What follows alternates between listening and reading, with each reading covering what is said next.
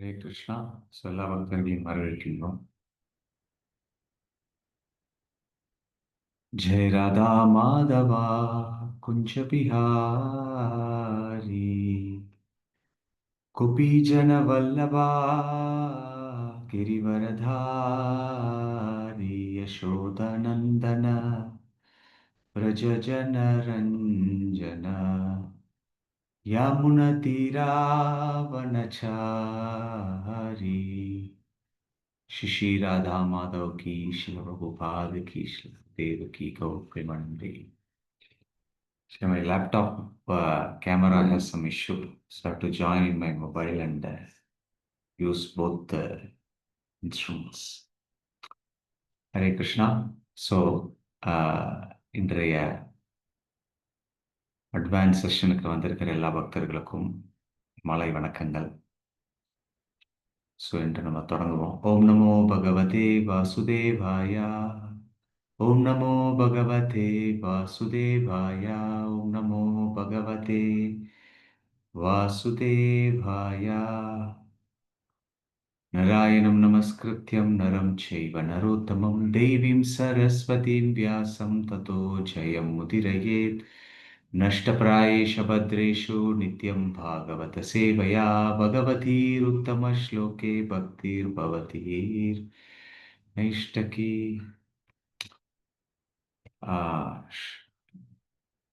இன்னைக்கு நம்ம பார்க்கக்கூடிய பகவத்கீதை 2வது அத்தியாயம் 15வது ஸ்லோகத்துடைய தொடர்ச்சி. Hare Krishna.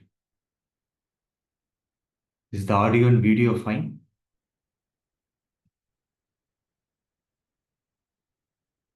கன்ஃபார்ம் பண்றீங்களா? ஏன்னா ஆடியோ வீடியோ வேற வேற இல்லையா? வாய்ஸ் கரெக்டாக தான் இருக்கும். யா, தேங்க்யூ பாரதி நாதன்ஸ் ஃபார் கன்ஃபார்மிங். ஓகே, ஸோ 2வது அத்தியாயம் 15வது ஸ்லோகம். யம் ஹினா வியதயந்தி ஏதே புருஷம் புருஷார்ஷபா சமதுக்க சுகம் தீரம் so அமிர்தத்வாய கல்பதே.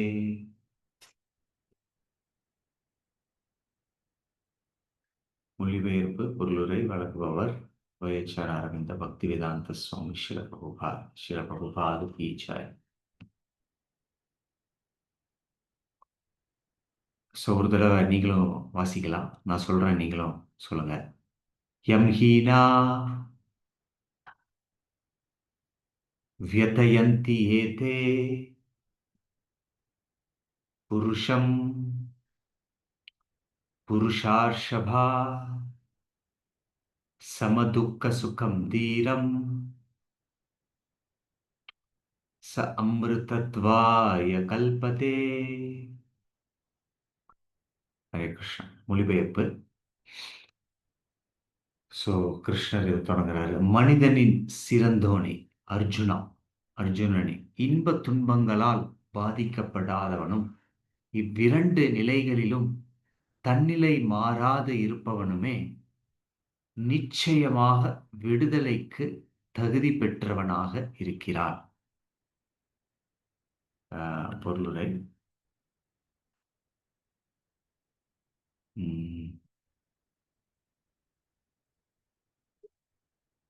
Just opening my laptop with Tamil permission.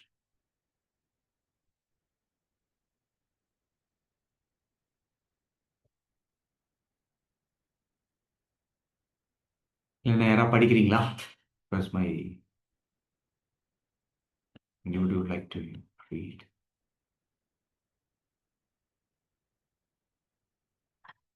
Just opening. பொருளுரை.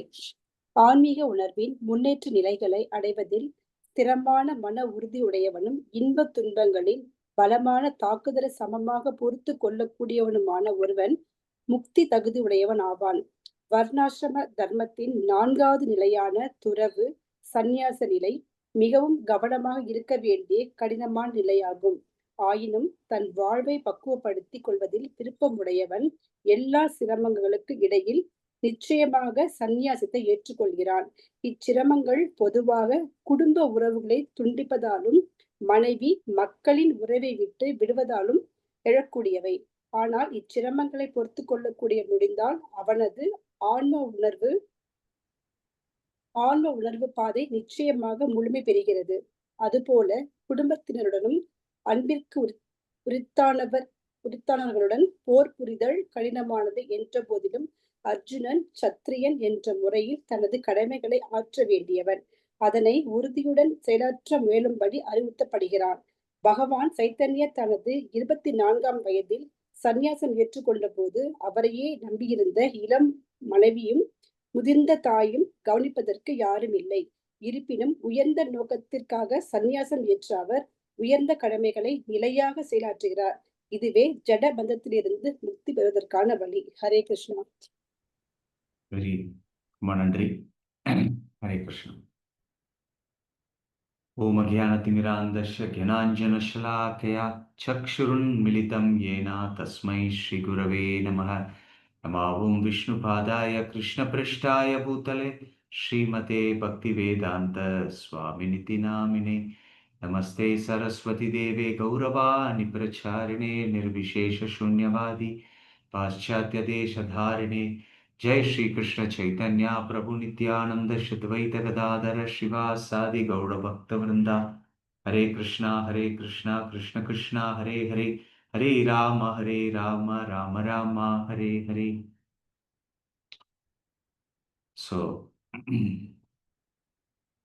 இந்த பதத்தில் பகவான் வந்து போன வாரம் பார்த்தோம் எப்படி அர்ஜுனா உன்னுடைய பக்தி தொண்டில் உன்னுடைய போர்க்களத்தில் இந்த மாதிரி ஒரு சூழ்நிலையா வந்து உன்னால சண்டை போட முடியல, பட் இருந்தாலும் நீ பொறுத்து கொள்ள வேண்டும். ஆங்கிலத்தில் டாலரேட் அப்படின்னு. ஸோ அதுதான் வந்து நேற்றைய நம்மளுடைய போன வாரத்துடைய பாடம் வந்து அர்ஜுனனுக்கு வந்து கிருஷ்ணர் சொல்றாரு நீ பொறுத்து கொண்டு போரை புரிய வேண்டும் அப்படின்னு. ஸோ அதை தொடர்ந்து இங்க வந்து அர்ஜுனருக்கு வந்து என்ன சொல்றாரு அப்படின்னா, யார் ஒருவன் முக்தி பாதையில் வெற்றியடைய வேண்டும் என்று நினைக்கிறாங்களோ, ஸோ அவங்க வந்து துக்கத்திலையும் சுகத்திலையும் ஒருமிச்சு இருக்க வேண்டும் அப்படிங்கிறது தான் இந்த ஸ்லோகத்துடைய பொருள். திரும்பி படிக்கிறேன். மனிதர்களில் சிறந்தோனே இன்ப துன்பங்களால் படாதவனும் இவ்விரண்டு நிலைகளில் தன்னிலை மாறாது இருப்பவனுமே நிச்சயமாக விடுதலைக்கு தகுதி பெற்றவனாக இருக்கிறான். ஸோ இதுதான் முக்கியமான பகவத்கீதையுடைய செய்தி. நம்ம வந்து விடுதலை பெற வேண்டும் இந்த பௌதீக பந்தத்திலிருந்து அப்படின்னா ஒருவன் சமமாக இருக்க பொறுத்து கொள்ள வேண்டும். அப்படின்னா அவங்களுடைய கடமைகள் செய்யும் பொழுதுல பாதிக்கப்படக்கூடாது. இப்ப அர்ஜுனர் வந்து என்ன இருக்காரு, பாதிக்கப்பட்டிருக்காரு இல்லையா? சோ இப்ப கிருஷ்ணர் சொல்றாரு சம சுக்க துக்க தீரம் ச அமிர்தத்வாய கல்பதே. அந்த உன்னதமான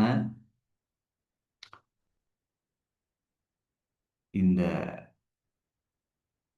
பக்தி பாதையில நம்ம வந்து வெற்றி அடையணும், பௌதீக பந்தத்திலிருந்து விடுவு வரணும் அப்படின்னா நீ வந்து சமமாக இருக்க வேண்டும் துக்கத்திலையும் சுகத்திலையும். ஸோ இப்படி பகவத்கீதை உன்னதமான உண்மையை நமக்கு வந்து நம்மளுடைய அறியாமையிலிருந்து விளக்குகிறது. ஸோ பக்தி சித்தாந்த சரஸ்வதி தாக்கூர் வந்து அவர் சொல்றாரு, இந்த பௌதீக பிரபஞ்சத்துல எல்லா பிரச்சனைகளுக்கும் உள்ள ஒரு மூல காரணம் வந்து அறியாமைன்னு சொல்றாங்க. பட் நம்ம நினைக்கலாம், அறியாமைன்னு சொல்றீங்களே, பட் நாங்க எவ்வளவு இத்தனை படிச்சிருக்கோம், ஸ்கூலுக்கெல்லாம் போயிருக்கோம், பள்ளிக்கூடத்துக்கு போயிருக்கோம், கல்லூரிக்கு போயிருக்கோம். பட் எப்படி எப்படி நீங்க வந்து அறியாமையில இருக்கீங்க அப்படின்னா, பௌதீகமான விஷயங்கள் எல்லாம் நல்லா தெரிஞ்சு வச்சிருக்கோம். ஆனா ஆன்மீகமாவும் இந்த உலகம் எப்படி வேலை செய்யுதுன்னு யாராவது சொல்லி கொடுத்துருக்காங்களா நமக்கு? இல்ல. அததான் பகவத்கீதையில கிருஷ்ணர் வந்து அர்ஜுனருக்கு சொல்றார். இப்போ சொல்லக்கூடிய கட்டளை என்ன அப்படின்னா, அர்ஜுனா, இன்பத்திலும் துன்பத்திலும் சமமாக இருப்பவன் இந்த பௌதீக பந்தத்திலிருந்து விடுதலை பெறலாம் அப்படின்னு. சோ அப்படி இந்த அறியாமை என்ன அப்படின்னா, நம்ம பாதிக்கப்படுறோம். இன்பம் வரும்போது பாதிக்கப்படுறோம், துன்பம் வரும்போதும் பாதிக்கப்படுறோம். இன்பம் வரும்போது எப்படி பாதிக்கப்படுறோம்? பயங்கர எக்ஸாக்ஜரேட் ஆயிரும். ஓ, எனக்கு கிடைச்சிருச்சு, செஞ்சிருக்கு அப்படின்னு. சில சமயத்துல நம்ம பார்த்துருக்கோம். ஒருத்தருக்கு வந்து அத்தனை பணம் வந்து ஹார்ட் அட்டாக்ல இறந்திருக்காங்க. ஏன்னா அவர்னால வந்து தாங்க முடியல. அவ்வளோ இன்பத்தை. ஸோ ரெண்டுமே அளவுக்கு மீறி வந்தா அது வந்து கடினம் தான். ஸோ அறியாமை என்ன அப்படின்னா, இந்த ரெண்டுலேயுமே சமமாக இருக்கிறது. ஸோ இத அறியாமையை பொறுத்து ஒரு சின்ன ஒரு உதாரணம். ஒரு வேடம் வந்து ஒரு முயலை துரத்துறான். அது வந்து குதிச்சு குதிச்சு ஓடி போகுது. அது ஒரு சமயத்துல வந்து எப்படி எப்படியோ தப்பிச்சு போக பார்க்குது.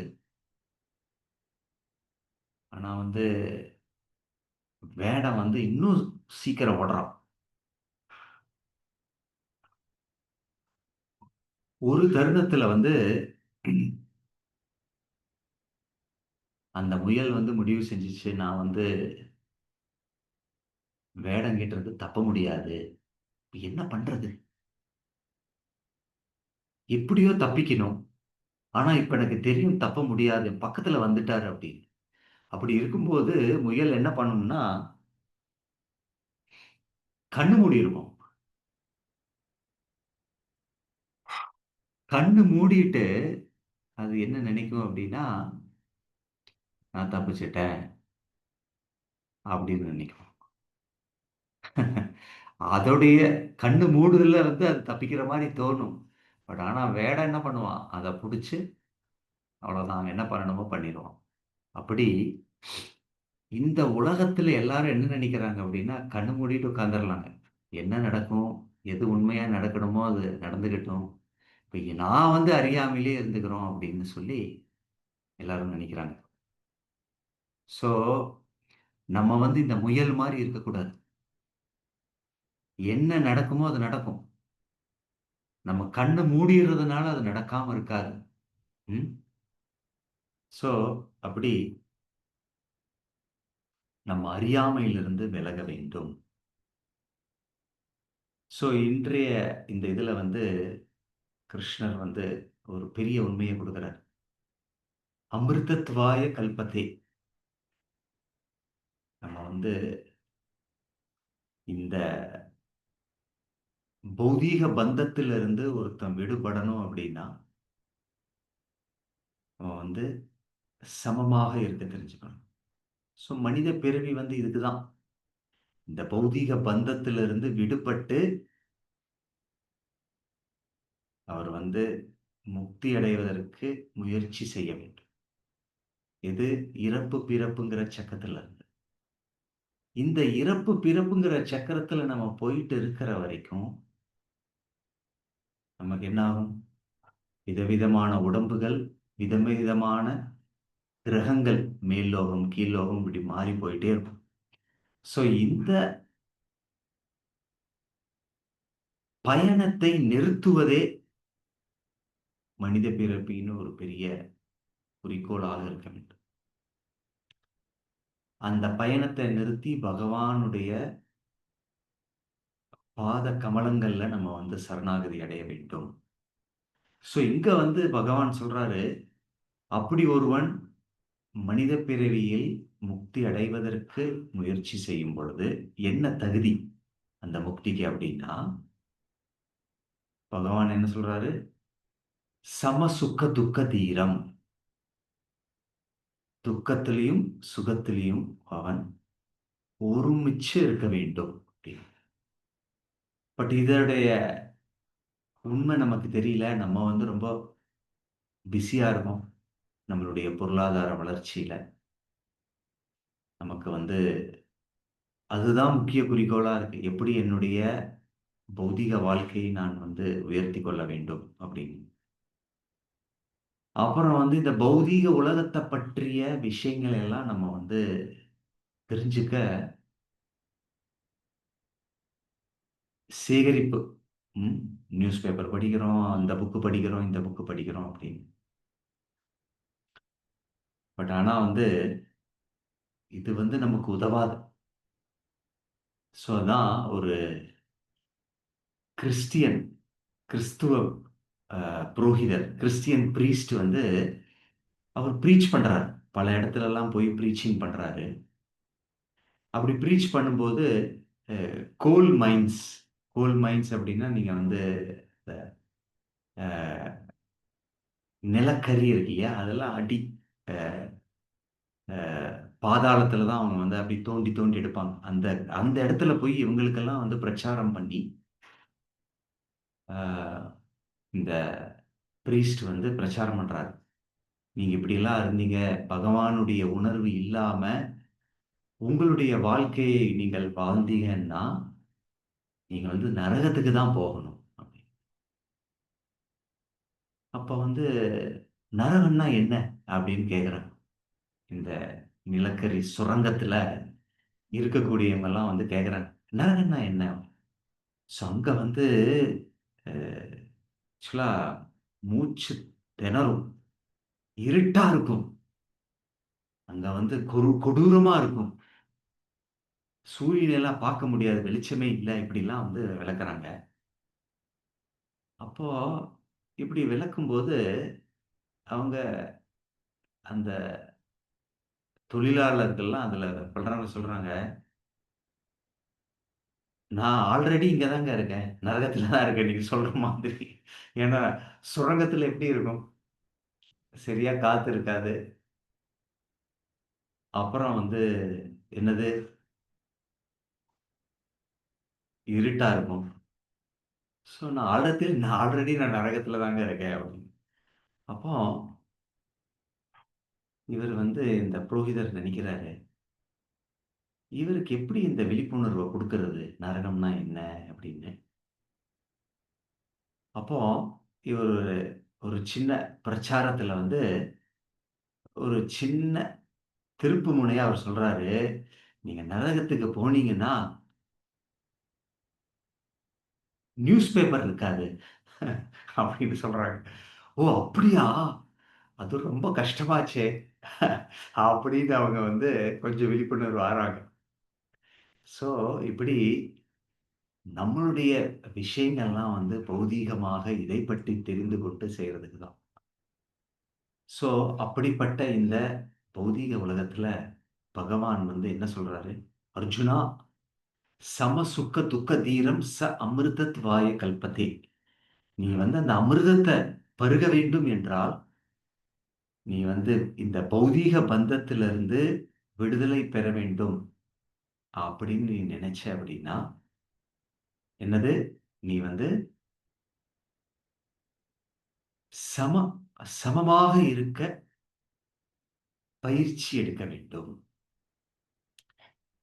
ஸோ இன்னொரு இடத்துல பகவான் சொல்றாரு, "ஒரு ஸ்திரமான முனி என்றால் என்ன?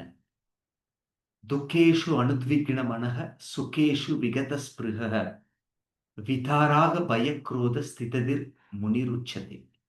ஒரு ஸ்திதமான இருக்கக்கூடிய முனி என்பவன் யார் அப்படி என்றால், துக்கம் வரும்போது கலங்கக்கூடாது. இன்பம் வரும்போதும் ரொம்ப இன்பத்துல வந்து நம்ம வந்து பெரிய இது எடுக்கக்கூடாது அப்படின்னு கொடுத்துருக்கு. இதோடைய அர்த்தம் என்ன அப்படின்னா, இன்பம் வரும்போது நம்ம அந்த சமயத்துல அந்த இன்பத்தை மட்டும் நினைச்சிட்டு இருந்தோம்னு வைங்க, நம்ம வந்து பெரிய கோட்டை கட்டிடுவோம். பட் ஆனா பௌதீக உலகத்துல என்ன, நேரத்தால நம்ம சுழல போறோம். அந்த இன்பம் கண்டிப்பா ஒரு சமயத்துல நிக்கும் இல்லையா? இப்ப நீங்க வந்து வியாபாரத்திலேயே நல்லா பண்ணிட்டு இருக்கீங்க. நல்ல வியாபாரத்துல போகுது. நல்ல வியாபாரத்துல வந்து எனக்கு நல்ல லாபம் வருது. அப்படின்னு நீங்க ஆனந்தத்துல ஒரு லாபம் போயிட்டே இருக்கு. நான் நினைக்கிறேன் இது இப்படியே போயிட்டே இருக்கும் அப்படின்னு நீங்க நினைச்சீங்க அப்படின்னா, அது நீங்களே உங்களுக்கு குழி தோண்டுற மாதிரி. கண்டிப்பா அப்படி இருக்காது.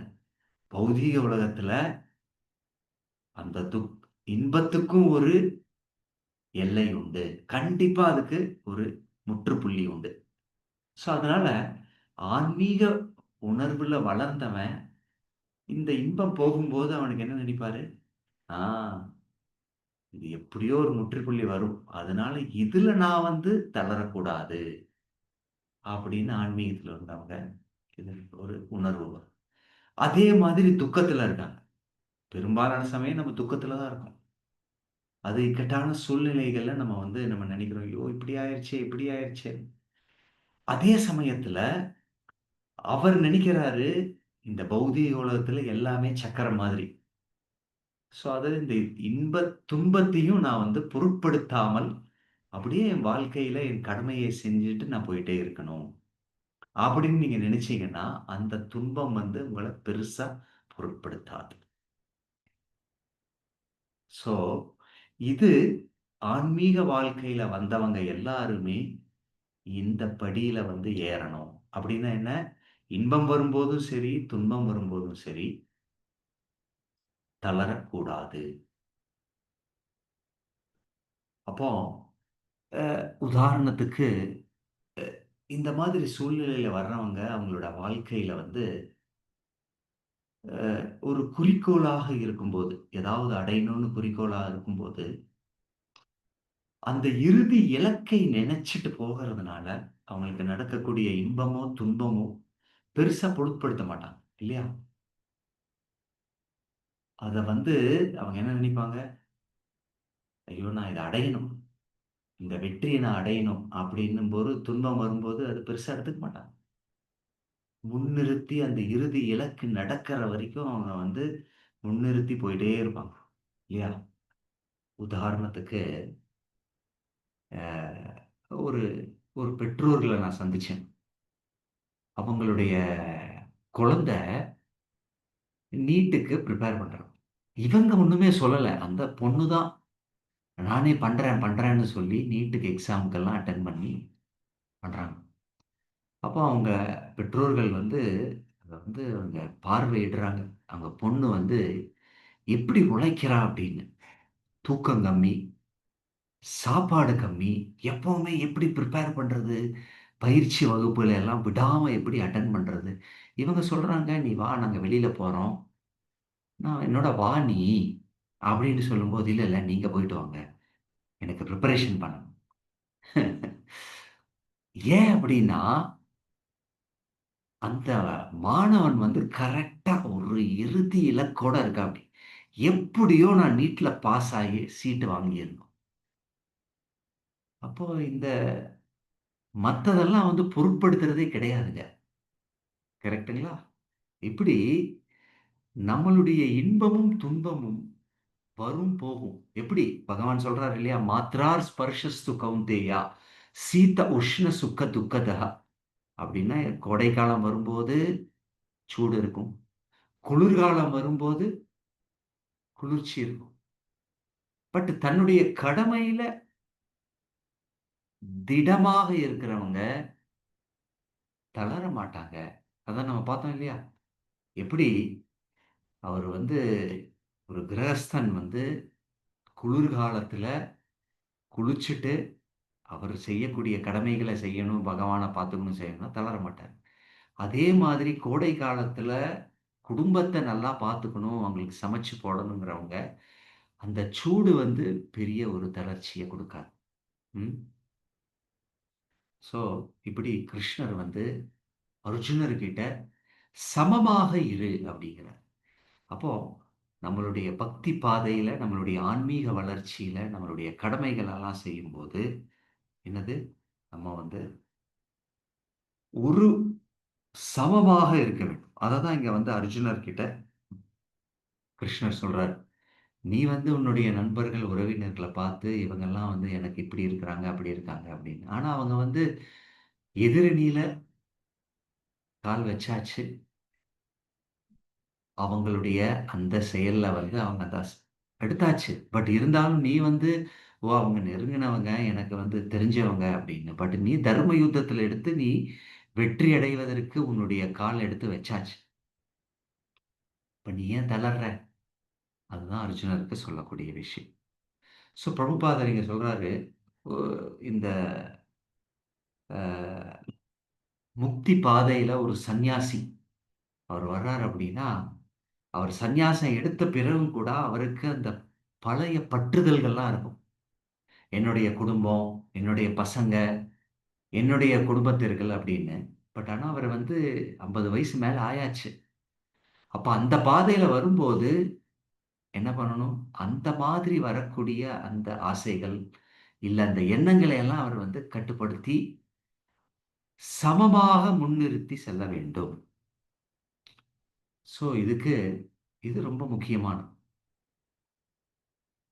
ஸோ பகவான் இன்னைக்கு பகவத்கீதையில அவர் சொல்லக்கூடிய காரியம் என்னன்னா, உன்னுடைய கடமையை தவறாமல் செய்ய வேண்டும். அப்படி செய்யும் பொழுது, உனக்கு வரக்கூடிய துக்கத்திலும், சுகத்திலும் ஒருமிதமாக இருக்க வேண்டும். இது வந்து ரொம்ப கடினங்க. ஆனா, பக்தர்களுடைய சத்சங்கத்துல இத வந்து கண்டிப்பா முடியும். சத்சங்கம் வந்து நமக்கு ரொம்ப ரொம்ப முக்கியம். அசோசியேஷன். காரணம் குணசங்கஸ்ய சத் அசத் ஜென்ம யோனிஷு. அப்படின்னா என்ன? நம்ம வந்து என்ன மாதிரி ஆன ஒரு வாழ்க்கையை நம்ம முன்னிறுத்தி போவோம் அப்படின்னா, நம்மளுடைய சத்சங்கம் எப்படி இருக்கோ அந்த மாதிரி. ஒரு ஒரு சம்பவம் சொல்றேன். ரொம்ப கவனமா கேளுங்க. ஒரு 2 பங்குச் சந்தையில உள்ளவர்கள் 2 நண்பர்கள் ஒன்று கூடுறாங்க. அதுல ஒருத்தர் வந்து ரொம்ப புத்திசாலித்தனமாக பங்குச் சந்தையில வந்து அவர் வந்து அதையெல்லாம் எப்படி கூர்மையாக ஆராய்ந்து எப்படி போகணும்னு தெரிஞ்ச கொஞ்சம் ஒரு புத்திசாலித்தனம் ஒருத்தர். இன்னொருத்தர் அவருக்கு ஒரு அளவுக்கு தெரியும். பட் அதுல அவருக்கு அவ்வளோ ஆழமான ஞானம் இல்லை. இப்ப இன்னொருத்தர் வந்து ஆழமாக அந்த புத்திய உபயோகிக்கிறாரு. அதே சமயத்துல கொஞ்சம் சூக்ஷ்மமாவும் இருக்காரு. சரிங்களா? என்ன பண்றாரு? கொஞ்சம் தப்பான வழியிலயும் போய் சம்பாரிச்சிரணும். அப்படிங்கிற ஒரு உள்நோக்கமும் அவருக்கு இருக்கு. ஏன்னா, ஸ்ரீமத் பாகவதத்துல என்ன குடுத்திருக்குன்னா, "நியூனம் குரு நியூனம் பிரமத்த குருதே விகர்மணக யத் இந்திரிய பிரீத்தி ஆப்னோதி" அப்படின்னு ரிஷபதேவர் வந்து பாகவதத்துல சொல்றாரு. புலனின்பத்துல அனுபவிக்கணும்னு நினைக்கக்கூடிய ஒரு ஜீவாத்மா எந்த பாவத்தையும் செய்யறதுக்கு தயாரா இருப்பான் அப்படின்னு இங்க கொடுக்கப்பட்டிருக்கு பாகவதத்துல. ஸோ இவரு என்ன பண்ணாரு? அதிக பணம் சம்பாதிக்கணும் அப்படின்னு சொல்லி ஒரு சின்ன தப்பான வழிய உபயோகிக்கிறார். நம்ம வந்து சட்டத்துல இருக்கக்கூடிய ஒரு லூப் ஹோல் எடுத்து அத கவர் பண்ணி சம்பாரிச்சிரலாம்ன்னு சொல்லி இவரெல்லாம் திட்டமெல்லாம் போட்டுட்டு, அவர் வந்து இவர்கிட்ட பேசுறாரு, நண்பர்கிட்ட. "நீயும் என்னோட ஒண்ணு சேர்ந்துரு. நம்ம 2 பேரும் பண்ணிரலாம். பண்ணி நல்லா காசு சம்பாரிச்சிரலாம். அப்புறம் ஏதாவது நம்ம மாட்டுனாலும் நம்ம வந்து தப்பிச்சிரலாம்" அப்படின்னு சொல்லி, இவர் நண்பர்கிட்ட இந்த மாதிரி ரொம்ப சூக்ஷ்மமா பேசுறாரு. இவர் பேசும்போது இவரு வந்து கொஞ்சம் ஆன்மீகமானவர். இந்த கோயிலுக்கெல்லாம் அவர் கொஞ்சம் போயிட்டு இருக்காரு. அதுலயும் இந்த இஸ்கான் கோயிலுக்கெல்லாம் போயிட்டு இருக்காரு. அந்த இஸ்கான் கோயில்ல இருக்கக்கூடிய பக்தர்களுடைய சங்கம் எல்லாம் இருக்கு. கொஞ்சம் ஜெபமெல்லாம் பண்றாரு. இப்ப இவரு இது கேட்டதுக்கு அப்புறம் இவருக்கு ஒரு உள்ள குத்தல். ஏதோ தப்பு பண்றாரு இவரு. கொஞ்சம் கவனமா இருக்கணும் அப்படின்னு. பட் இருந்தாலும் இவருக்கும் ஒரு வீழ்ச்சி. இவர் சொல்ற மாரி காசு நல்லா கிடைச்சதுன்னா, அப்புறம் வேணா நம்ம உழைக்க தேவையில்லையே! எப்படியோ இப்படி பண்ணிறலாம் அப்படின்னு சொல்லி, இவர் அப்படி நினைக்கிறாரு. பட் ஆனா உள்ள இருந்து ஒரு குத்தல். இது பெரிய தப்பு. நம்ம இப்படி ஏமாத்தி பண்ணோம்னா, கண்டிப்பா அரசாங்கத்துடைய கண்ணோட்டத்துல வந்தோம்னா சிக்கிருவோம். அப்படின்னு சொல்லி அவருக்கு ஒரு குத்தல். ஸோ உடனடியா அவர் வந்து கோயிலுக்கு போயிட்டு, அவருடைய நண்பர், அந்த கோயில்ல இருக்கிற பக்தர் நண்பர்கிட்ட இந்த மாரி, "என்னுடைய நண்பர் இந்த மாரிலாம் சொல்றாருங்க. இந்த மாதிரி ஒரு சின்ன லூப் ஹோல் எல்லாம் யூஸ் பண்ணிட்டேன்னா பணம் சம்பாரிச்சிரலாம். அப்புறம் வாழ்க்கைக்கும் நம்ம ரிட்டயர் ஆயிரலாம்." அப்படின்னு சொல்றாருங்க அப்படின்னு. அப்ப இவர் என்ன பண்றாரு? கர்ம வினையெல்லாம் பேசி, இவர கன்வின்ஸ் பண்ணிடுறாரு. "நீங்க பண்ணாதீங்க. மாட்டிக்கிட்டீங்கன்னா, நீங்க சிறைக்குள்ள போயி வாழ்க்கை ஃபுல்லா கஷ்டப்படணும்னு." அ இவர் வந்து இவர் மனசுல வந்து ஆன்மீகமான விஷயங்கள் எல்லாம் பேசி கன்வின்ஸ் பண்ணிடுறாரு. இவர் பண்ணக்கூடாது அப்படின்னு. அப்புறம் அடுத்த நாள் இவர் போய் இவர சந்திக்கிறார். இவர சந்திக்கும்போது அவர் சொல்றாரு, "இல்லைங்க, என்னோட நண்பர் இப்படி சொல்லிட்டாரு. எனக்கு மனசு இல்ல. நான் இத பண்ணக்கூடாதுன்னு தான் இருக்கேன்." அப்படின்னு சொல்லி அவரு பண்ண மாட்டேன் அப்படின்னு சொல்லிட்டாரு. பட் இருந்து இவர் கன்வின்ஸ் பண்றாரு. "இல்ல, இல்ல, இல்ல. நீங்க வந்து இது பண்ணியே ஆகணும்." அப்புறம் "இல்ல, இல்ல. நான் பண்ண மாட்டேன்." அப்படின்னு சொல்லி இவர் என்ன பண்ணிடுறாரு, இந்த கோயிலுக்கு போறவரு அவருடைய நண்பரோட பேச்ச கேட்டு, "நான் வரமாட்டேங்க. நீங்க பண்ணிக்கோங்க." இவர் என்ன பண்ணாரு, "உனக்கு புத்தி இல்ல. நான் பண்றேன்." அப்படின்னு சொல்லி அந்த சதித்திட்டம் பண்ணி, தப்பான வழியில போயி, அந்த பங்குச் சந்தையில எப்படியோ பண்ணி ரூ. 5,00,00,000 சம்பாரிச்சார். அப்ப இவர் ஃபோன் பண்ணி பேசுறாரு. "என்ன முட்டாள் பாத்தியா நீ? நான் உன்கிட்ட சொன்னேன்ல. நீ வந்து என் பக்கம் வந்திருந்தேன்னா, அப்ப ரூ. 2,50,00,000 உனக்கு கிடைச்சிருக்கும்." அப்படின்னு. அவர் ஒண்ணுமே பேசல, விட்டுட்டாரு. இப்படி ஒரு 2 மாசம் போனதுக்கு அப்புறம், அவர் வந்து சிபிஐ உடைய கண் பார்வையில வந்து அவரு திட்டம் எல்லாம் கண்டுபிடிச்சு, பெரிய நீ சதி திட்டம் பண்ணிட்ட, ஏமாத்திட்டன்னு சொல்லி, அவர புடிச்சு சிறையில போட்டு, பெரிய தண்டனை. இத்தன வருஷம் நீ வந்து உள்ள இருக்கணும். அப்படின்னு. ஸோ இத தெரிஞ்சு அவரோட மனைவி ஒரு நாள் இந்த நண்பன சந்திக்கிறார். என்ன சொல்றாருன்னா, ஆக்சுவலா வந்து என்னோட கணவன் யாரு சிறைக்கு போறாரோ, அவரோட மனைவி வந்து அந்த இன்னொரு நண்பன் ஏத்துக்கல பார்த்தீங்களா? அவர்கிட்ட வந்து பேசுறாரு. "உனக்கும் என்னுடைய கணவனுக்கும் இந்த பங்குச் சந்தையில உள்ள எல்லா விஷயங்கள் எல்லாமே சமமா ஒண்ணு தான் நீங்க 2 பேருமே. பட் ஆனா, ஒரு விஷயத்துல நீ வந்து புத்திசாலித்தனமா இருந்த. ஏன்னா, உனக்கு பக்தர்களுடைய சங்கம் இருந்தது. அந்த சங்கத்துல நீ தப்பிச்சுக்கிட்ட. நீ என்னுடைய கணவருக்கு சொன்ன. பட் இருந்தாலும் அவரு கேட்கல. அது ஒண்ணு தான் உனக்கு ஸ்பெஷல்." அப்படின்னு சொல்லி அந்த மனைவி வந்து அழுகுறா. என்னுடைய கணவனுக்கும் உன்ன மாதிரி ஒரு நண்பன், ஆன்மீக நண்பன் இருந்திருந்தா, அவர் காப்பாத்தப்பட்டிருப்பார். ஆயுள் தண்டனை கிடைத்து, அவர பிரியிற மாதிரி எனக்கு ஒரு சம்பவம் ஆயிருச்சு. இப்ப என்னால ஒண்ணுமே பண்ண முடியல. அப்படின்னு அந்த பெண்மணி இந்த நண்பர்கிட்ட அழுகுறா. அப்ப பாருங்க, ஒரு பக்தனுடைய சங்கம், ஆன்மீக ரீதியாக இருக்கக்கூடிய சங்கத்துடைய முக்கியத்துவம் பாருங்க. சோ, இது ரொம்ப முக்கியம். இந்த ஆத்மா வந்து இந்த பௌதீக உலகத்துல இந்த உடல்ல சிக்கிட்டு இந்த பந்தத்துல தொடர்ந்து தன்னுடைய பௌதீக பந்தத்துல போயிட்டே இருக்கு. பட் ஆனா ஒரு பக்தருடைய சங்கத்துல பகவானுடைய இந்த அடைக்கலத்துல காப்பாற்றப்படப்படுறார். ஆன்மீகமாக முன்னேறலைன்னாலும் கூட பௌதீகமாக கீழே போக மாட்டோம், மாயையுடைய படி. ஏன்னா மாயா கிருஷ்ணருடைய பாதத்துல இருக்கு. வியாசதேவர் இருக்கார் இல்லைங்களா, வியாசதேவர் நாரதர் முனியை சந்திக்கும் போது இந்த பாகவதத்தை எழுதும்போது அவர் சொல்றாரு, பக்தி யோக மனசே சம்யக் பிரணிகிதி அமலே அபஷ்யதாம் புருஷம் பூர்ணம் மாயா சதத் அபாஸ்ரயம் அப்படின்னு நாரதர் கிட்ட சொல்றாரு. என்ன சொல்றாருன்னா, இந்த பாகவதத்தை நான் எழுதும்போது நீங்க சொன்ன மாதிரி இது எழுதும்போது எனக்கு ஒரு கண் திருஷ்டி வந்தது.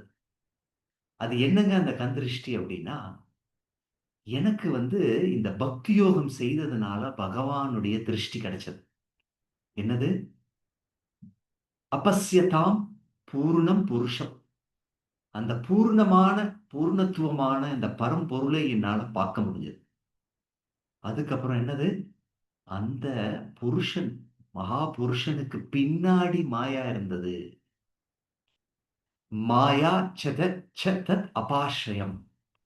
அந்த மாயா எப்படி இருந்தது? பகவானுடைய பாத சுவடுகளை அடைக்கலம் எடுத்தது.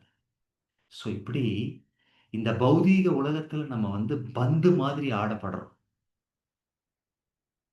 பட் ஆனா யாரு பகவானுடைய அடைக்கலம் எடுக்கிறாங்க, அவங்க பகவானால காப்பாற்றப்பட்டு மாயா பின்தாக்கப்படுகிறது. சோ இந்த கலியுகத்துல எப்படி நம்ம இந்த மாயை பந்தத்திலிருந்து காப்பாற்றப்படுகிறார்கள் என்றால்,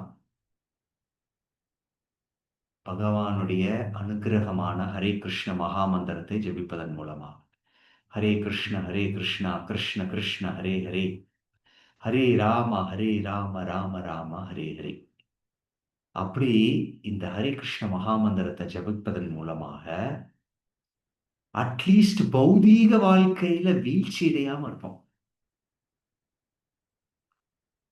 சோ இது ஒரு பெரிய நமக்கு வரம். கலியுக தர்மத்துல இந்த நாம சங்கீர்த்தனம், அட்லீஸ்ட் இந்த நாம சங்கீர்த்தனம் ஜபிக்க ஜபிக்க நமக்கு என்ன கிடைக்கும்? ஒரு உறுதி கிடைக்கும். அட்லீஸ்ட் நான் பக்தியில வளரலைன்னாலும் பௌதீக பந்தத்துல நான் விழுந்து கீழே போயிடக்கூடாதுங்கிற உணர்வாவது நமக்கு கிடைக்கும். சோ இன்றைய பகவத்கீதை செய்தியில என்ன கொடுத்திருக்கு? அர்ஜுனா, எல்லா சமயத்திலையும் சமமாக இருக்க முயற்சி செய்யும். இப்ப இது நம்ம பயிற்சி எடுக்கணும். இப்ப இன்னைக்கு கேட்டுட்டு நம்ம நாளைக்கு அந்த மாதிரி ஆயிட முடியாது. இந்த ஞானத்தை நம்ம மனசுக்குள்ள வச்சு ஒவ்வொரு சமயத்திலையும் நம்ம மேலேயும் கீழேயும் போகும்போது அர்ஜுனர்கிட்ட கிருஷ்ணர் சொல்றாரு, சம சுக்க துக்க தீரம். நான் அந்த பகவானுடைய பாதத்தின் அமிர்தத்தை சுவைக்க வேண்டும் என்றால் நான் என்னுடைய வாழ்க்கையில மேலும் கீழையும் போகிற சமயத்துல சமமாக இருந்து பயிற்சி எடுக்க வேண்டும். ஸோ இப்படி நமக்கு பகவான் கிருஷ்ணருடைய கட்டளை. இன்று நாம் இதை தெரிந்து கொண்டு நம்மளுடைய வாழ்க்கையில சமமா இருக்கணும். ஸோ அதுதான் இன்றைய செய்தி. ஸோ பக்தர்களுடைய கவனத்துக்கு, அடுத்த செவ்வாய்க்கிழமை நம்மளுடைய மூத்த பக்தர் உயர் திரு ஸ்ரீனிவாஸ் ஹரி பிரபு ஜென்மாஷ்டமி வகுப்பு கொடுப்பார். சிறப்பு வகுப்பு. ஏன்னா நமக்கு ஜென்மாஷ்டமி வரப்போகுது அடுத்த சனிக்கிழமை. இந்த சனிக்கிழமைக்கு அடுத்த சனிக்கிழமை. ஸோ அடுத்த செவ்வாய்க்கிழமை எல்லாருமே இந்த வகுப்பை மிஸ் பண்ணாம சீனியர் பக்தர்களுடைய சத் சங்கத்தை எடுக்கணும். ஸோ அது மட்டும் கிடையாது, நாளைக்கு ஏகாதசி. ஸோ ஏகாதசி ஆன்மீக வளர்ச்சி அடையணும்னு முயற்சி செய்கிறவங்களுக்கு எல்லாருக்கும் ஒரு பெரிய வரப்பிரசாதம். அன்னைக்கு வந்து அதிகமாக பகவானுடைய நாமம் ஜெபிப்பது மற்றும் உபவாசம், தானியம் ங்களை தவிர்த்து மற்ற எல்லா காய்கறிகள் இது எல்லாம் எடுத்து உபவாசம் இருக்கிறது ரொம்ப விசேஷம். இப்போ நாளையிலிருந்து அடுத்த சனிக்கிழமை வரைக்கும் ஜூலன் யாத்திரை, ராதா கிருஷ்ணருடைய ஊஞ்சல் உற்சவம். நீங்க எந்த இடத்துல இருக்கீங்களோ அங்க பக்கத்துல இருக்கிற இஸ்கான் கோயிலுக்கு போனீங்கன்னா நீங்க வந்து இந்த ஊஞ்சல் உற்சவத்துல பங்கேற்கலாம். ரொம்ப அற்புதமா இருக்கும். ராதாகிருஷ்ணரை வந்து ரொம்ப அற்புதமா அலங்கரிச்சு செய்வாங்க. நம்மளுடைய இஸ்கான் கோவை இல்லை கூட ஒடிசியா பக்கத்தில் இருக்கிற இஸ்கான் கோயம்புத்தூர்லேயும் ரொம்ப பிரம்மாண்டமாக இந்த விழா வந்து பயிற்சி செய்யப்படும். ஸோ நீங்கள் பக்கத்தில் இருக்கிறவங்க எல்லாரும் வரணும். நாளையிலிருந்து வெள்ளிக்கிழமை சனிக்கிழமை வரைக்கும். சனிக்கிழமை வந்து பலராமருடைய அவதாரமான நாள், பலராம் பூர்ணிமா. காலையில் 10 மணியிலிருந்து 1 மணி வரைக்கும் இருக்கும். 12 மணி வரைக்கும் உபவாசம். இப்படி இந்த வாரம் ஃபுல்லாக நிகழ்ச்சிகள் நிறைந்த வாரம். ஸோ நீங்கள் வந்து மிஸ் பண்ணக்கூடாது. ஸோ எல்லாரும் இதில் கலந்து நீங்கள் வந்து ஆன்மீக அருளை பெற வேண்டும். ஹரே கிருஷ்ணா கிருஷ்ணா கிருஷ்ணா ஹரே ஹரே, ஹரே ராமா ராம ராமா ஹரே ஹரே. நம்ம கேள்விக்கு போகிறதுக்கு முன்னாடி 2-3 அறிவிப்புகள். நம்ம வந்து ஜென்மாஷ்டமிக்கு யாரெல்லாம் சேவை பண்ணணும் அப்படின்னு விரும்புகிறவங்க 3 நாளைக்கும் நம்ம கோயிலில் சேவை இருக்குது. நாங்கள் வந்து அந்த லிங்க் அமைச்சிருக்கோம். ஸோ உங்களுடைய நேம் இதெல்லாம் அமைச்சிங்கன்னா நாங்கள் வந்து உங்களை காண்டாக்ட் பண்ணி எல்லா விஷயத்தையும் சொல்லுவோம். கோயம்புத்தூர் மற்றும் சுற்று வட்டாரத்தில் இருக்கிறவங்க எல்லாருமே இந்த 3 நாள் வரலாம். இல்லை எனக்கு ரொம்ப தூரங்க, வந்துட்டு போகிறது கஷ்டம், எனக்கு ஏதாவது நீங்கள் வந்து அக்காமடேஷன் அரேஞ்ச் பண்ணி கொடுங்கன்னா அதுவும் நாங்கள் பண்ணுறதுக்கு தயார். நீங்கள் ஜஸ்ட் அந்த ஃபார்மை ஃபில்அப் பண்ணால் போதும், இல்லைங்களா? அதுக்கப்புறம் வந்து அந்த 18 நாள் அடுத்த என்ன சொல்கிறது, நம்மளுடைய செப்டம்பர் 8ஆம் தேதி அதுக்கான பதிவுகளை நம்மளுடைய கோயிலுக்கு வர்றவங்க கிட்ட எல்லாம் பேசி கன்வின்ஸ் பண்ணி ரெஜிஸ்டர் பண்ண வைக்கணுங்க. ஸோ அதுக்கு ஒரு ஸ்டால் இருக்கும். இது வந்து பெரிய நம்ம கேம்பஸில் வந்து பல ஸ்டால்ஸ் இருக்கும், பல விஷயங்கள்லாம் நடக்கும். நீங்கள் வந்து யாரெல்லாம் வந்திருக்கீங்களோ நீங்கள் பார்க்கலாம். அது வந்து பிரம்மாண்டமாக நீங்கள் வந்து கொண்டாடப்படும். ஸோ அந்த ஸ்டாலில் உங்களுக்கு சேவை இருக்குது. நீங்கள் வந்து வர்றவங்ககிட்ட எல்லாம் பேசி 18 நாள் பகவத்கீதை வகுப்பில் பதிவு செய்ய வைக்கிறதுக்கு நீங்கள் வந்து சேவை பண்ணலாம். மற்றும் பிரசாதம் விநியோகம் பண்ணுவது இதெல்லாம் இருக்குது. ஸோ நீங்கள் இதை பண்ணலாம். அப்புறம் ரொம்ப முக்கியமாக இன்னொரு 2 சேவை இருக்குது. அன்னைக்கு நாள் ஃபுல்லாக அன்னதானம் செய்யப்படும். அந்த அன்னதானத்துக்கு நீங்கள் நிதியாகவோ பொருளாகவோ உதவி செய்யலாம் எங்களுக்கு. ஸோ அந்த அன்னதானத்தில் நீங்கள் செயல்படலாம். அப்புறம் வந்து அன்னைக்கு இரவு 8-9 மணிக்கு பகவானுடைய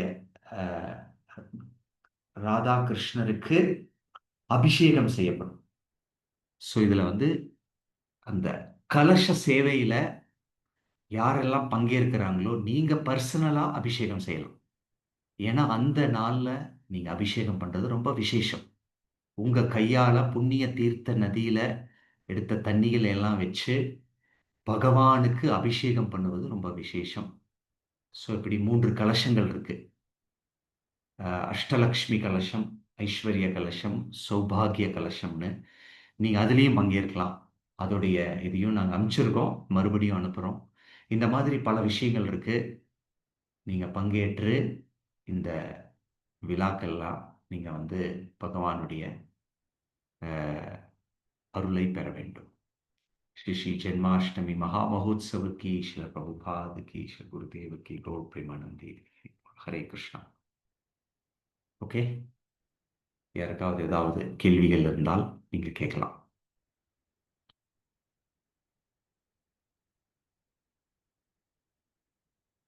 Any questions?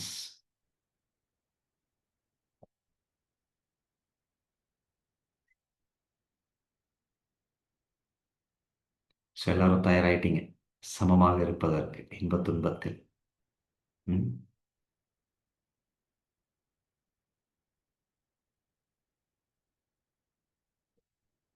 சொல்லுங்க இந்திரா மாதாஜி, உங்களுடைய கேள்வி என்னன்னு சொல்லுங்க. ஹரே கிருஷ்ணா குருஜி. ஹரே கிருஷ்ணா. ஆக்சுவலி எனக்கு காலமர்வாடில 2-3 லிங்க் வருது. அதுல எதுல சேரணும்னு எனக்கு கொஞ்சம் கன்ஃபியூஷன் ஆயிடுறது. இல்ல நீங்க என்ன பண்ணுங்க, எங்களோட அட்மின் நம்பர் எடுத்துக்கோங்க. நீங்க வந்து இந்த மாதிரி குரூப்ல சொன்னீங்கன்னா எங்களுக்கு என்ன தெரியாது. நம்ம ஆ, அட்மின் நம்பர் எடுத்து வச்சுக்கிட்டு மொபைல்ல ஸ்டோர் ஆ. பண்ணிக்கோங்க. உங்களுக்கு எந்த டவுட்ஸ் இந்த மாதிரி இருந்ததுன்னா ஃபோன் பண்ணி கேட்டுக்கோங்க உடனடியா. அவர் ஹெல்ப் பண்ணுவார்.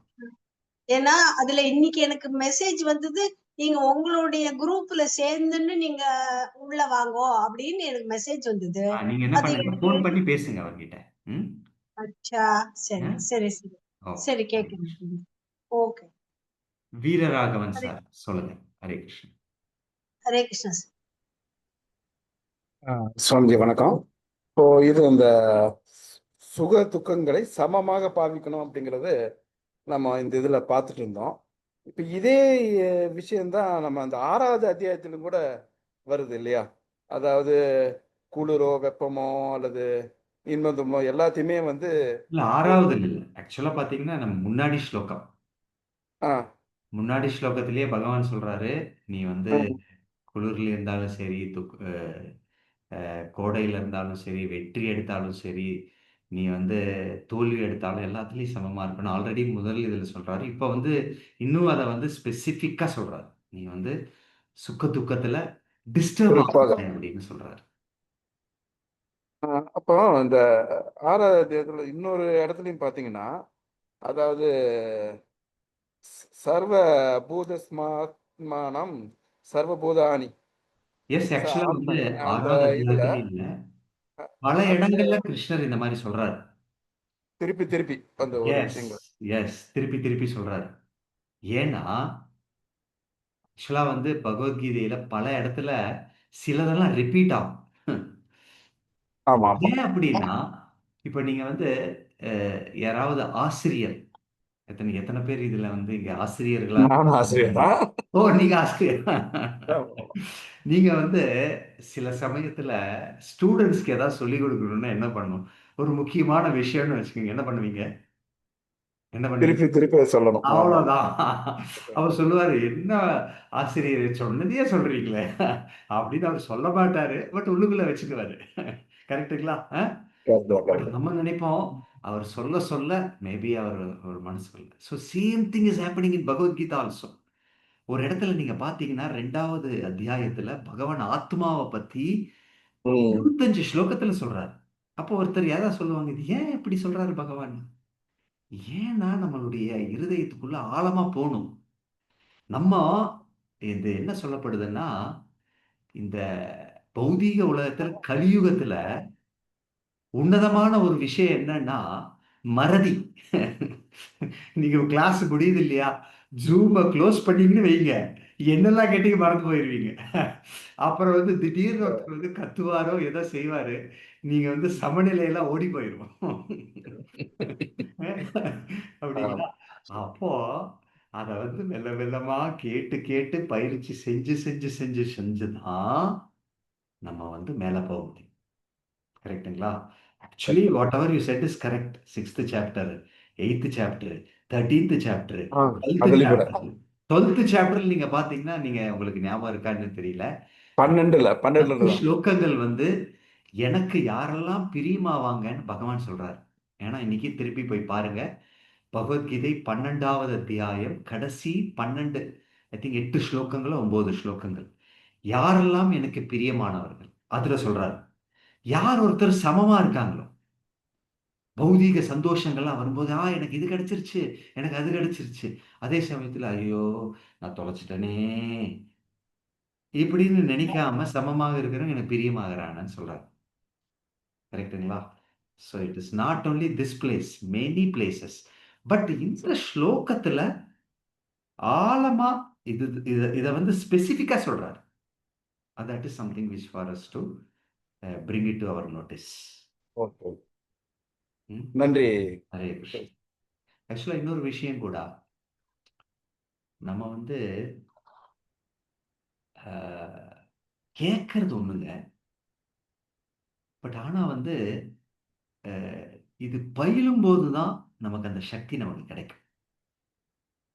கரெக்ட்டுங்களா? ஸோ அதனால ஆமா.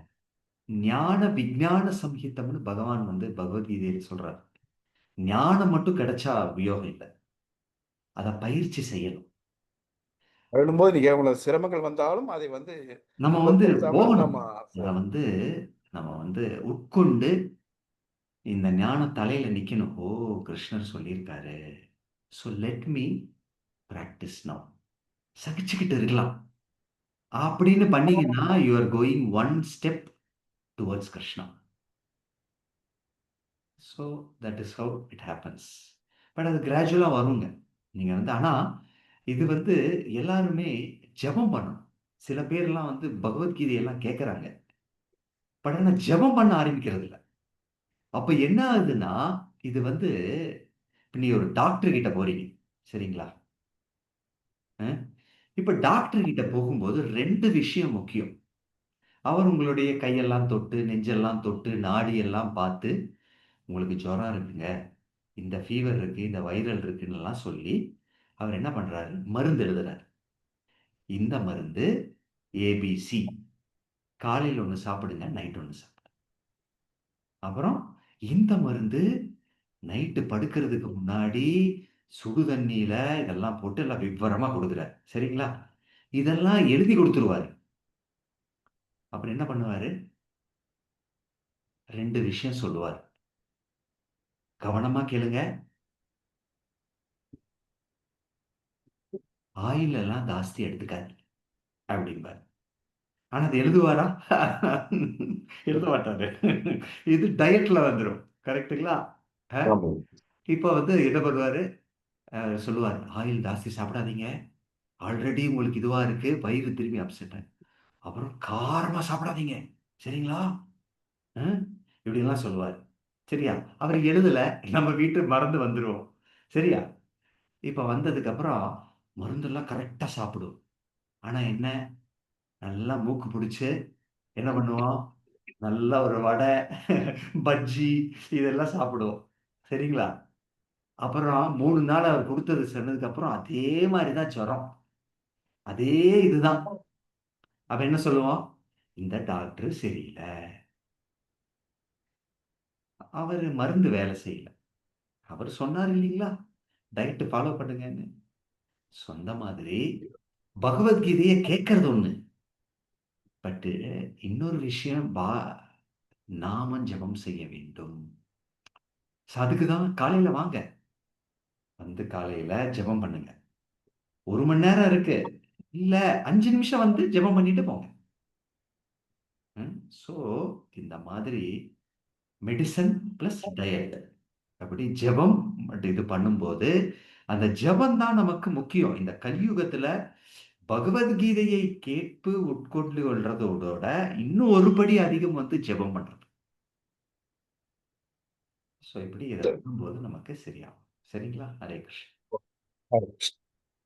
எஸ் பார்வதி மாதாஜி உங்களுடைய கேள்வி. ஹரே கிருஷ்ணா குருஜி. ஹரே கிருஷ்ணா.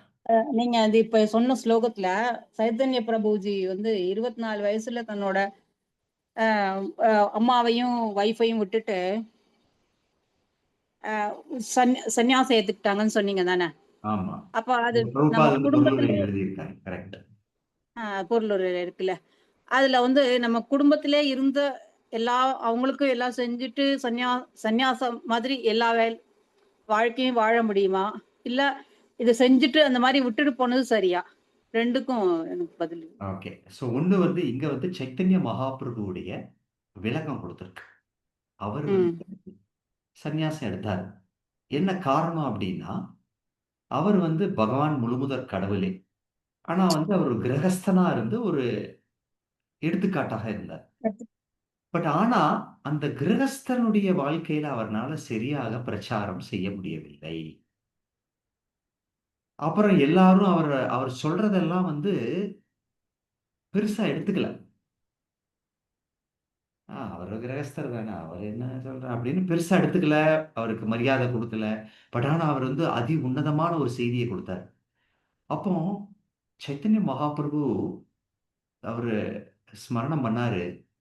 நான் இந்த பௌதீக உலகத்துக்கு அவதரிச்சதே என்னன்னா, எல்லாரையும் கிருஷ்ண உணர்வுல கொண்டு வந்து ஒரு விழிப்புணர்வு கொண்டு வரணும் தான். பட் யாருமே என்னுடைய வார்த்தைகளை கேட்க மாட்டேங்கிறாங்க.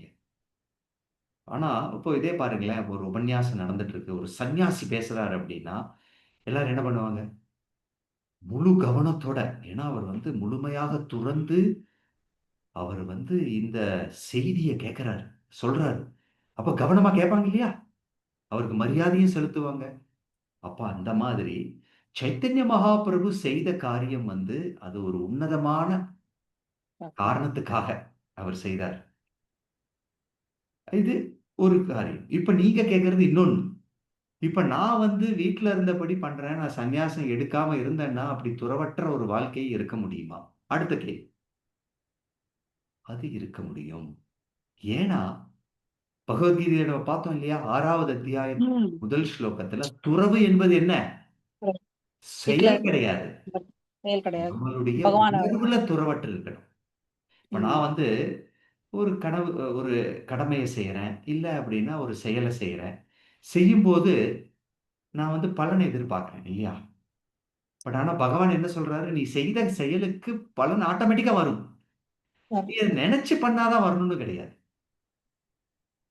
அப்போ உண்மையான துறவு என்பது நாம் செய்யக்கூடிய எல்லா செயல்களையும் திடமாக, உறுதியுடன் முன்னிறுத்தி செய்யணும். இப்ப வந்து ஒரு வீட்ல இருக்காரு. ஒரு கணவன் இருக்காரு. அவங்க 2 குழந்தைங்க இருக்காங்க. ஒரு குழந்தைக்கு வந்து நல்ல ஒரு காய்ச்சல் ரொம்ப இது. பட் அவர் வந்து அ திடமாக, உறுதியாக அவர் வந்து அவருடைய கடமை செய்றாரு. அதே சமயத்துல தளரல. ஏன்? நான் அந்த குழந்தைய கூட்டிட்டு போய் ஹாஸ்பிட்டல்ல சேர்த்து, டாக்டர் கிட்ட ட்ரீட்மெண்ட்லாம் நான் பார்த்துக்கிறேன். அதே சமயத்துல அந்த ரிசல்ட் கிருஷ்ணர் வைக்கிறது தான். அந்த குழந்தைக்கு என்ன ஆக போகுது, என்ன அப்படின்னா கிருஷ்ணர் அவருக்கு தெரியும். அவருக்கு தெரியும். அப்ப ஒரு தளர்ச்சி இல்ல. அப்போ துறவு என்பது தப்பாக நினைத்து வச்சிருக்காங்க எல்லாரும். துறவு என்பது நம்மளுடைய உணர்வுல இருக்கு, செயல்ல. அப்போ நீங்க என்ன நினைக்கிறீங்க? துறவு எடுக்காம துறந்து இருக்க முடியுமா? ம். ம். முடியும். ஆனா பயிற்சி செய்ய வேண்டும். பயிற்சி. சரிங்களா? ம். ஹரே கிருஷ்ணா. ஹரே கிருஷ்ணா. ஓகே. வேற ஏதாவது கேள்விகள் யாருக்காவது? ஓகே. ஸோ எல்லாரும் அடுத்த வார நிகழ்ச்சியை தவற விடாமல் நீங்கள் கலந்துக்கணும். அதே சமயத்துல அ ஜென்மாஷ்டமி இந்த இதுல வந்து நீங்க பங்கேற்கிறதுக்கு முயற்சி செய்யணும். மற்றும் இங்க வந்து இந்த விழாவ நடத்துறதுக்கு உங்களுடைய நேரடியான சேவை, இல்ல நன்கொடை, இல்ல அன்னதானம் எது இருந்தாலும் நீங்க வந்து உதவி செய்யலாம். Okay. Thank you all for joining. Hare Krishna Krishna Krishna Hare Hare, Hare Rama Rama Rama Hare Hare. अतः श्रीमद् भगवद गीता की, जगत गुरु शील प्रभुपाद की, श्री गुरुदेव की, गौर प्रेमानंदे हरि हरि बोल. Hare Krishna. Thank you all for joining.